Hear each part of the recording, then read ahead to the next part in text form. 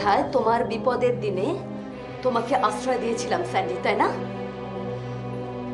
আশ্রয়ের জন্যে, মাথা গোঁজার ঠাঁইয়ের জন্যে ঘুরে মরছিলে চারদিকে।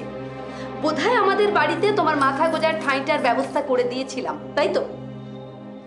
এমনি এমনি তো নয়, টাকার বদলে। আমার বাড়ি থেকে বেরিয়ে যাও, বেরিয়ে যাও আমার বাড়ি থেকে। দাঁড়ান, এখন একটা ছোট্ট কাজ আমাদের বাকি আছে, সেটা সেরেই আমরা বেরিয়ে যাব। এটা আপনার বাড়ি ভাড়ার টাকা।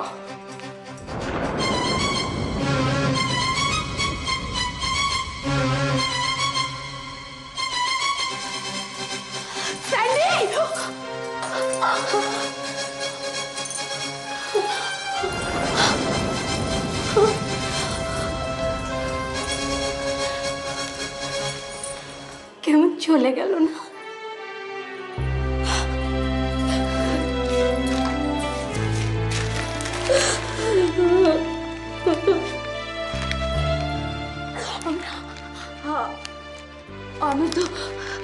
আমি তো স্যান্ডিকে নিজের ছেলের মতন ভালোবেসে ফেলেছিলাম। আমি তো ভালোবেসে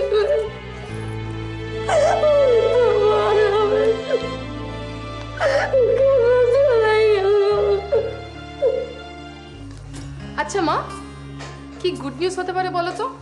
চলো আমরা গেস করি। রাজুর ফ্ল্যাট হয়তো এত বড় যে আমরা সবাই মিলে ওখানে আরামসে থাকলাম, হাত পা ছড়িয়ে। হ্যাঁ, কিংবা আর কি হতে পারে?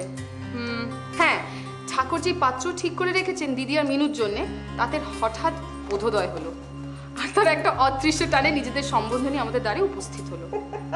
কিংবা আর কি হতে পারে? আচ্ছা মা, তুমি লটারি টিকিট কাটো। বাবারে বাবারে বাবা, পাগল মেয়ে, এবার থাম দেখি। তুই একেবারে গল্পের গরু গাছে চড়িয়ে আকাশে উড়িয়ে দিলি। বৌমা তোর বাবাকে এমন বুঝিয়েছে যে তোর বাবা ঠিক করেছে যে আমরা যখন ফ্ল্যাটে চলে যাব এই বাড়িটা নাকি ওদের লিখে দিয়ে যাবে। হ্যাঁ, এদের ভাবগতিক বড় একটা ভালো লাগছে না। বাড়িটা হাতাবার এর চেয়ে ভালো সুযোগ আর পাওয়া যাবে না। ধর, কানাটাকে সেন্টিমেন্টে সুড়সুড়ি দিলাম ঠিকই, কিন্তু তাতে চিড়ে ভিজবে বলে আমার একটুও মনে হচ্ছে না। শাশুড়িটা যা টেঠিয়া, কি কি করি?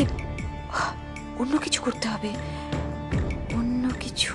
হবে, একটা বড় ধাক্কা মারতে হবে। এই তো পেয়ে গেছি। ইয়েস, পেয়ে গেছি। Idea, perfect idea. এক ঢিলে দু পাখি মরবে।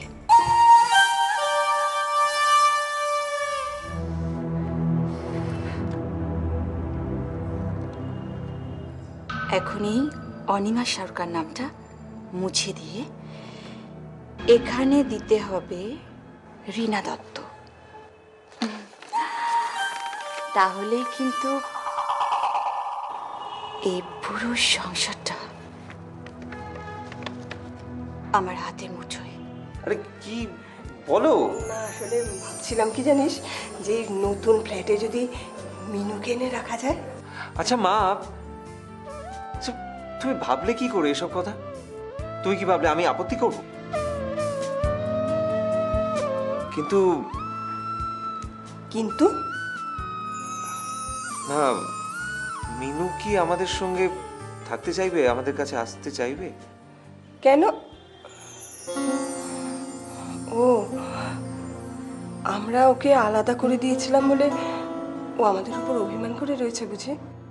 না মা, আসলে স্যান্ডি আর ও একসঙ্গে রয়েছে তো দুজনে। স্যান্ডির ঘরে থাকতে থাকতে ওর মনেও হয়তো জায়গা করে নিয়েছে।